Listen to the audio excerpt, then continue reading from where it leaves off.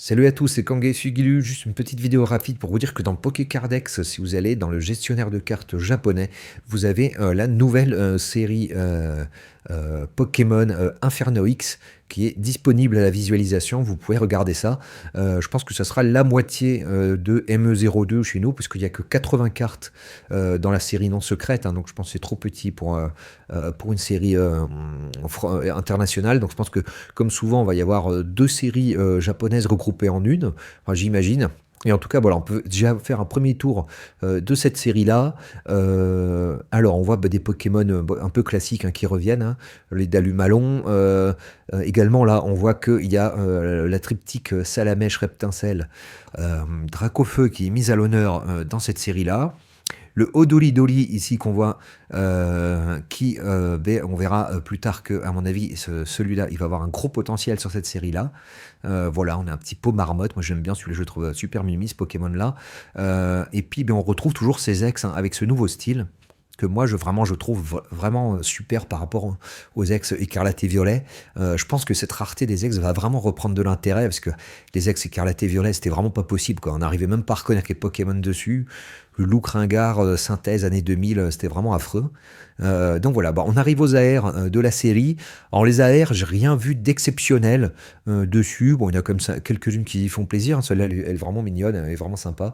Un petit vol toutou là sur son lit dans un appartement. Voilà, celle-là est plutôt rigolote aussi en termes de design.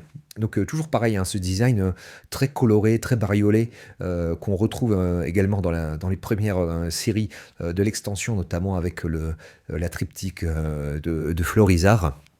Voilà, on retrouve un peu toujours ce même type de design qui fait un peu penser à du Matisse ou enfin voilà, quelque chose de très coloré, quoi.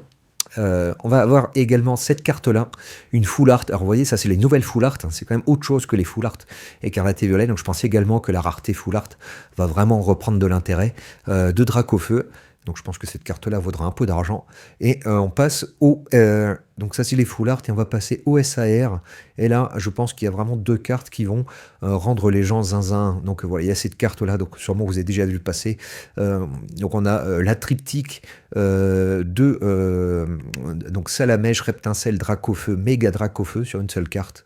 Avec une carte qui est vraiment magnifique. Donc ça, à mon avis, cette carte-là, elle va valoir un prix de zinzin. Ça va être une des cartes sûrement les plus recherchées de l'extension, parce qu'elle est juste super belle. Et puis, enfin, elle est vraiment assez folle.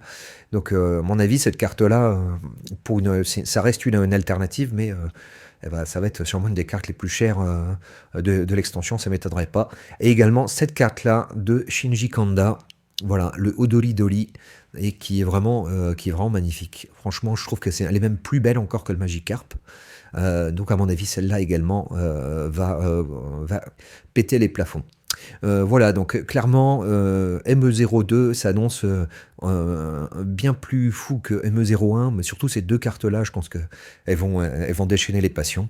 Donc voilà, n'hésitez pas à aller jeter un œil du coup sur Pokécardex, hein, vous pouvez regarder du coup les différentes séries. Voilà, vous allez chercher Inferno X dans les séries japonaises et vous pourrez regarder ça vous-même. Voilà, c'était Kangai Sugilu. N'hésitez pas à mettre un petit pouce, à vous abonner. Je vous dis à bientôt.